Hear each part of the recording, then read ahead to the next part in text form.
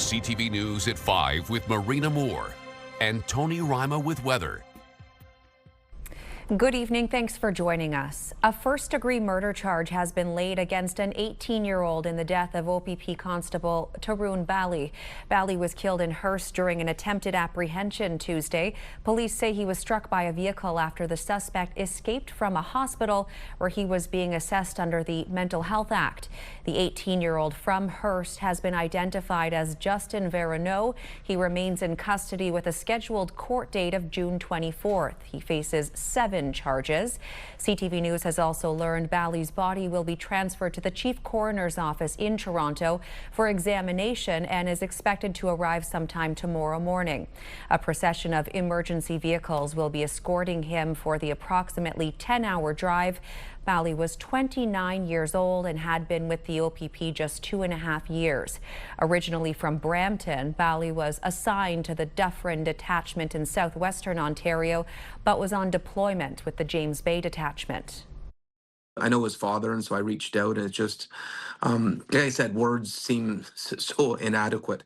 Here's a young person who just wanted to help others, and he volunteered to fill a backfill in Northern Ontario to take on some difficult work. He wanted to help others, and to see someone who just had a good heart, who he was so young, has such a bright future ahead of him. It's heartbreaking. He's a rookie officer, really. He's only 2.5 years on the job.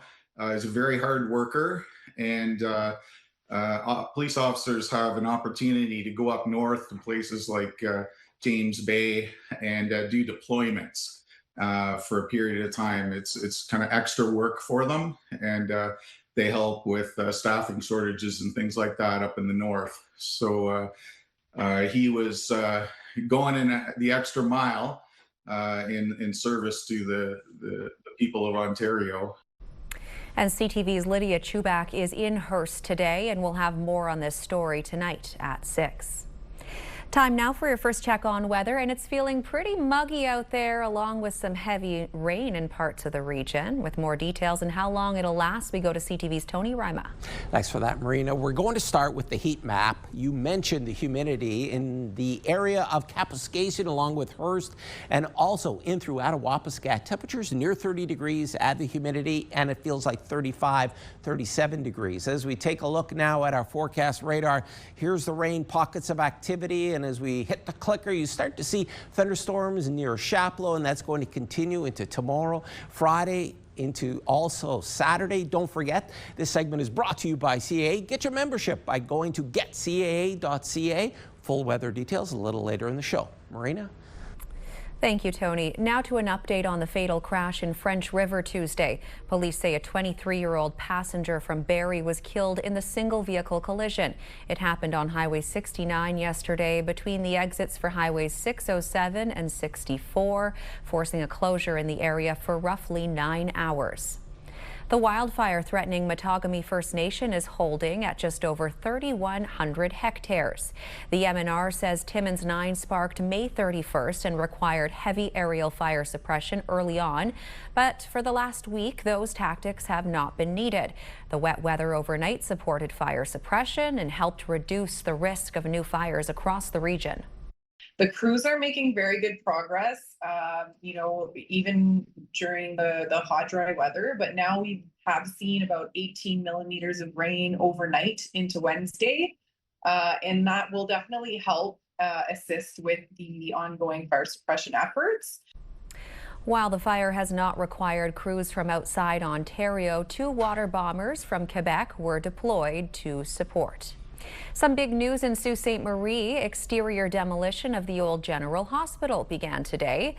This, of course, is file footage of the site, but our CTV's Corey Nordstrom was on scene today for the started demolition and will take us there on CTV News at 6. The property has been vacant since 2012 and had seen frequent breaks and visits by police and Bylaw. Stay tuned for that. Also, it's time for a quick break, but coming up here on CTV News at 5, Tony has your full weather forecast. Also ahead, why Sudbury City Council is looking at bringing in more bylaw officers. That's coming up.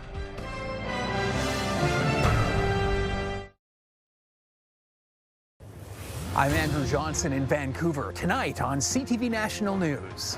Half-full hotels and Airbnb owners wondering, where is the World Cup demand? We thought, oh, this will be a great opportunity for sure to make some extra cash.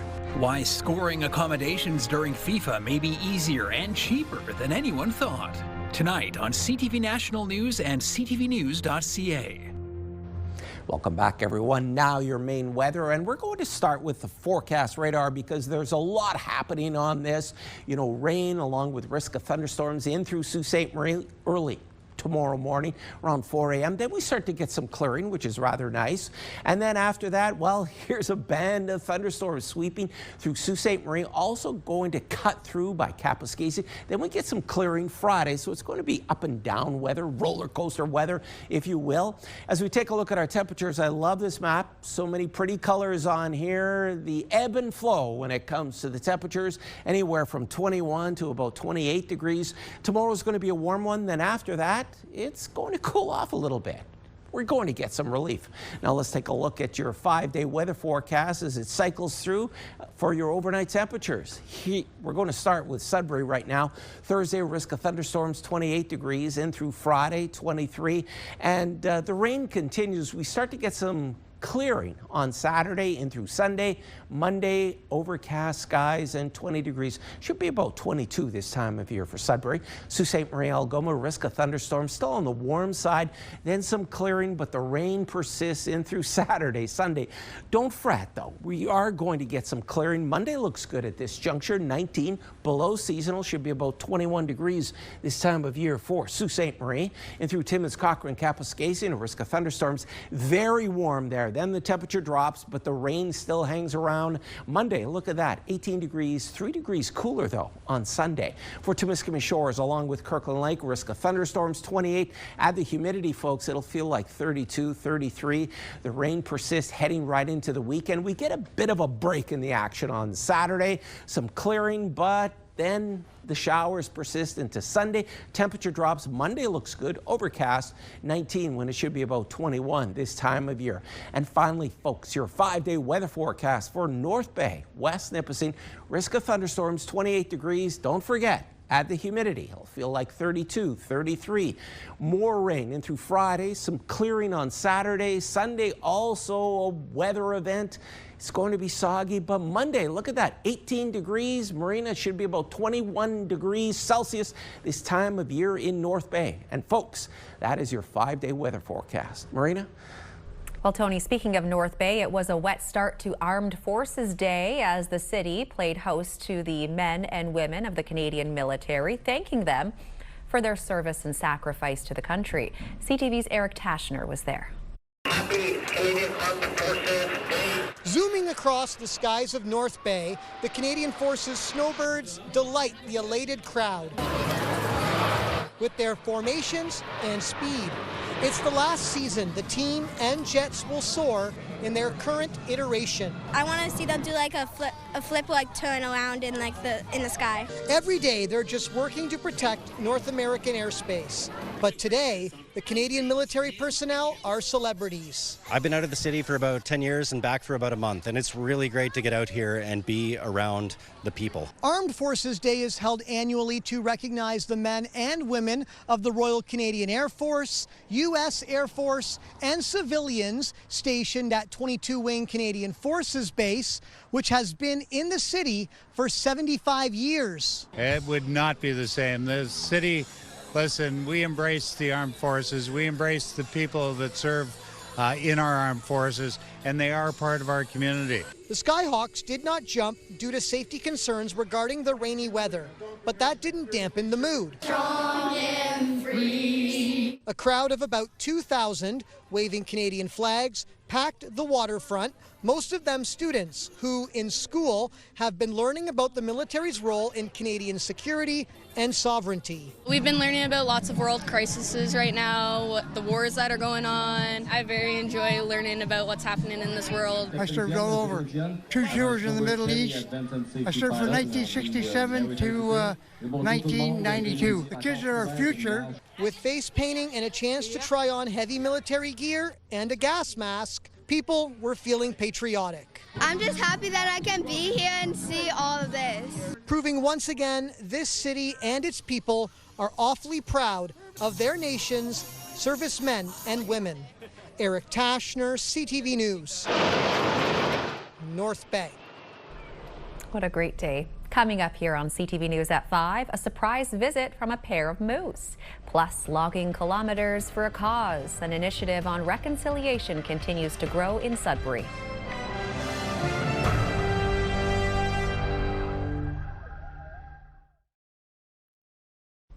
Sudbury City Councillors got their chance to weigh in on a report about staffing levels and workload of the city's bylaw officers.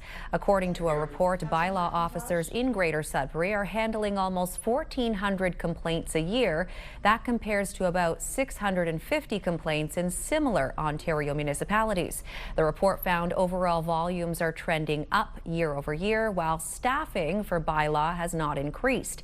Council had several questions, including the breakdown of complaints and work bylaw is doing instead of police. It's not something that's really surprising. We know that with the increase in the population that we've had in the last number of years, that there's a bit of a lag, and it will take us a little bit of time to catch up and fill in those gaps. So the report clearly identified where the issues are. Obviously, we're getting a lot of different calls.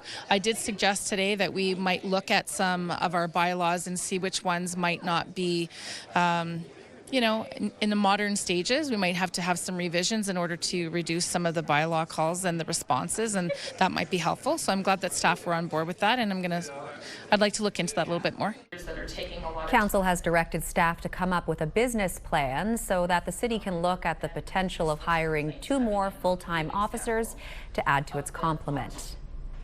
June is National Indigenous History Month in Canada, and today Greater Sudbury Police Service launched the 2026 Truth and Reconciliation Relay, marking the 5th year since its inception. Organizers say it's a symbolic event that serves as a catalyst for reflection, learning, and solidarity. CTV's Lindsay Alick reports. We're looking now at not reconciliation, but reconciliation. Constable Anik Denis and her partner, Katrina Pinawanaquit, started the relay as a Greater Sudbury Police internal initiative in 2022. It's been expanding ever since. Everything starts somewhere, but just to get to the 5th year is absolutely amazing. And then to see how many people are joining year after year, it makes it feel a little bit more impactful. Participants are invited to watch educational videos, read through the calls to action, and select one that resonates with them personally. Our interpretation of different calls to action might be different from person to person, but we're really encouraging organizations to hone in and focus on one call to action that as a collective they can work towards. Then for the month of September, participants log kilometers, running, swimming, or walking, taking the time to reflect on what they learned. Same goal this year, so it is still 150,000 kilometers. Last year we didn't hit it, but I think it's appropriate that we don't hit it, because when we look at the changes that still need to be done, we just look at very recently how Sudbury went under a boil water advisory. There are communities up north that have long-standing boil water advisories, so I don't even think that it would be appropriate for us to hit our target, because reconciliation work and work that is still left to be done is so vast. Are there any agencies here saying they're going to take it? The organization with the most kilometers receives the Championing Change paddle. Adam Demers is a patrol staff sergeant with GSPS. Last year, he clocked just shy of 500 kilometers and placed 2nd overall. I had some holidays, so I was off, had the kids involved, cycling, walking, we did some swimming, a lot of outdoor stuff. Last year, 300 participants from over 20, mostly local organizations, participated in the event. Lindsay Alick, CTV News, Sudbury. Today's the unofficial kickoff to the FIFA World Cup 2026 with countdown concerts in Toronto, Los Angeles, and Mexico City.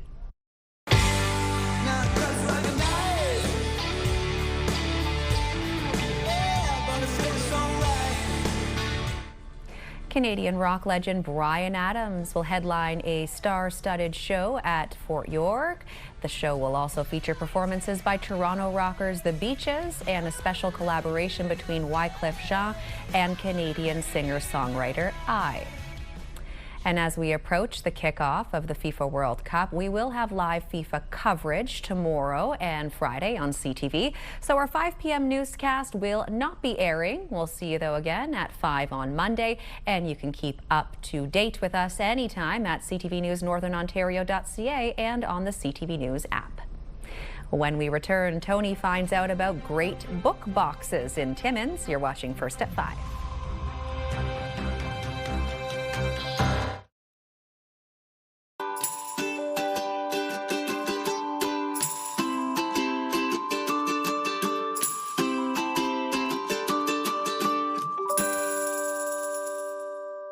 As we inch closer to summer, there are plenty of things to do and also a chance on your vacation to maybe read a good book or two. In Timmins, the Public Library has relaunched its Great Book Boxes. And to tell us more, let's bring in Carol-Ann Demers. She is the CEO of the Timmins Public Library. Hi there, Carol-Ann. Hi, Tony. Tell our viewers about the Great Book Boxes. What exactly are they? So the Great Book Boxes are I guess you would say they're mini libraries, but they're full of used books that people share amongst each other. And so this project is a community project, and it's been around since 2017. And where are those book boxes located then? Throughout the city, I imagine? Absolutely. We have 10 of them, and they're spread out from Porcupine to South Porcupine to Timmins to Kamusha Lake. And so they're a little bit everywhere. People can come to the book boxes and what we say, take a book, leave a book, or share a book. So they can either bring one or two home. They could bring some used books from their home to replenish the boxes. And they can also share with their friends and family. I'm wondering, do you need books for all these book boxes? Yes, so the books often come from the library, from our surpluses, but like I said, this is really a community project. And so people from around the community are always donating new books to the boxes. We have monitors for each box, and we notice, because we're in those boxes every couple of days, that the community has been really good at sharing their own collections for the book boxes. And so part of our media release was to thank the public for sharing and providing books at all times, new books, like new material all the time. Carol-Ann, you were mentioning that people monitor those boxes. Do you need more volunteers?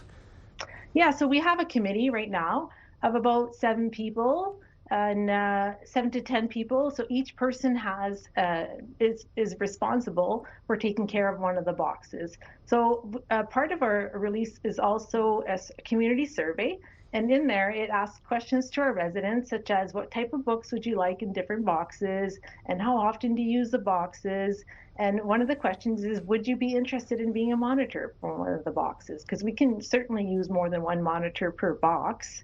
And absolutely, we've asked for their contact names, and if they're interested, they can certainly join the committee or just become a monitor. Carol-Ann, thanks so much for your time. Appreciate it. Thank you so much, Tony.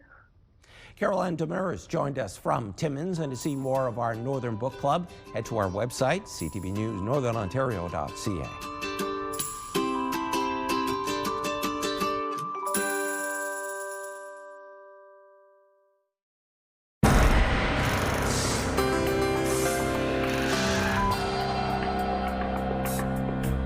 Our first community close-up comes to us from North Bay, where a committee of volunteers packed a record number of backpacks for people in need over the weekend. The Compassionate Committee for the Homeless filled 103 backpacks on Saturday with essentials. They were then donated to several frontline organizations for distribution. This was the 7th annual Backpacks of Love campaign. Well done. Over to Sudbury now, and Ted Gunn visited Mallard's Landing this week, and while there he spotted this otter out for an afternoon swim, enjoying a cool dip on a hot and sunny day. How refreshing. And do you recognize this view? It's a familiar one if you're out on the ATV trails in Elliott Lake. Sue Tonkin was out this week and captured this shot. I have a few similar photos of this scene on my phone as well, Sue. Thanks for sharing. If you have any pictures, videos, or events you'd like us to showcase, email them to us at communitycloseup@bellmedia.ca. And finally tonight, a magical moment for a family from Waterloo. They got to see some truly northern wildlife at their camp in Sunridge. We get the details from CTV's Angela Gemmell. Me. What do I do? The Ninneber family was enjoying an evening at their cottage on Bernard Lake near Sunridge when this mama and baby moose wandered up from the water. Really special. Like, people don't just see moose on the lake. It's like, yeah, to see the wild, like, let alone coming into your backyard like that. I mean, it doesn't happen for a lot of people, so we're pretty grateful for that. Jessica says she saw the mama moose first and called her husband, who'd been swimming about 20 feet away. That's when the calf came in sight. The couple's two older children were still awake and came outside to check out the wildlife firsthand. Oh, they talked about it, like, they talked about it nonstop. And then the fun is, though, when our second youngest woke up, they're trying to tell him about the moose, and he's like, what? Like, what do you mean there's a moose in the yard? Both call it a surreal experience that the family won't soon forget. Yeah, the sunset and also the moose in between. I'm like, how did this happen? So it just really just catches you off guard. You're not expecting that. The couple say they've owned the cottage for the past 5 years and joke that the listing didn't include all the wildlife they'd be able to get up close to. We saw porcupine the other night. I think deer maybe 3 times in the 5 years. The winter. Yeah. On the lake, they'll walk over. The Ninnebers say the response to the video online has been positive, with many commenting the animals recognized a fellow mom in Jessica and knew they were in a safe place. Angela Gemmell, CTV News, Sudbury. What a view. That's all the time we have here on CTV News at 5. Thanks for tuning in, and don't forget there's more news for the North coming up at 6. For now, continue watching as we hand things over to CTV National News.